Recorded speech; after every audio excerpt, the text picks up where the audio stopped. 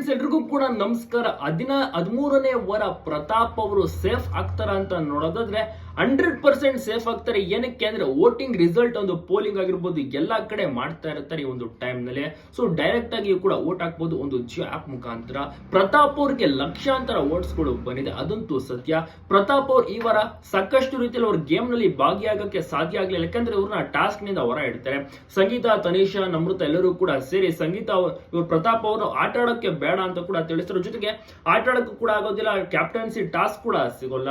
ತನಿಷಾ ಅವರ ಒಂದು captaincy task ಅಲ್ಲಿಗೆ ಅಂತ್ಯ ಆಯ್ತು. ಈಗ ಮುಂದಿನ ಕ್ಯಾಪ್ಟನ್ ಯಾರಾಗ್ತಾರೆ ನೋಡ್ಬೇಕು. ಜೊತೆಗೆ ಹುಷಾರ್ ಬೇರೆ ತಪ್ಪಿದೆ, ಅವರಿಗೆ ಆಸ್ಪತ್ರೆಗೂ ಕೂಡ ಹೋಗಿ ಬಂದಿದ್ದಾರೆ. ನೆನ್ನೆ ಒಂದು ಎಪಿಸೋಡ್ ನೋಡಿರ್ಬೋದು, ಪ್ರತಾಪ್ ಅವರು ಇದರಲ್ಲಿ ಕಾಣಿಸ್ಕೊಳ್ಳೋದಿಲ್ಲ.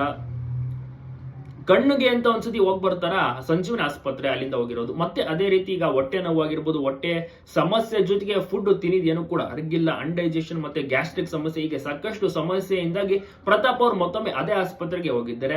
ಮತ್ತೆ ಮುಂದಿನ ವಾರನೂ ಕೂಡ ಬರಕ್ಕೆ ಹೇಳಿದ್ದಾರಂತೆ, ಅದಕ್ಕೂ ಕೂಡ ಚೆಕಪ್ ಹೋಗ್ಬೇಕು, ಮತ್ತೆ ಮಾತ್ರೆಗಳನ್ನ ಕೊಟ್ಟಿದ್ದಾರೆ, ಅದನ್ನು ಕೂಡ ತಗೋಬೇಕು. ಸೊ ಈ ರೀತಿ ಕಂಪ್ಲೀಟ್ ಆಗಿ ಕುಗ್ಗಿ ಹೋಗಿದ್ದಾರೆ. ಕಾರಣ ಏನು ಅಂತ ಗೊತ್ತಿಲ್ಲ. ಈಗ ಹೊಸ ವರ್ಷದಿಂದ ಚೆನ್ನಾಗಿ ಆಡ್ತಾರೆ, ಕಾನ್ಫಿಡೆನ್ಸ್ ನಲ್ಲಿ ಆಡ್ತಾರೆ ಅಂತ ಎಲ್ಲರೂ ಕೂಡ ಅಂದ್ಕೊಂಡಿದ್ರು. ಅದೇ ಕಂಪ್ಲೀಟ್ ಆಗಿ ಸ್ವರ್ಗೋಗಿದ್ದಾರೆ. ಊಟ ತಿಂಡಿಯನ್ನು ಕೂಡ ಕರೆಕ್ಟ್ ಆಗಿ ಮಾಡ್ತಿಲ್ಲ, ಸಣ್ಣ ಆಗ್ಬಿಟ್ಟಿದ್ದಾರೆ.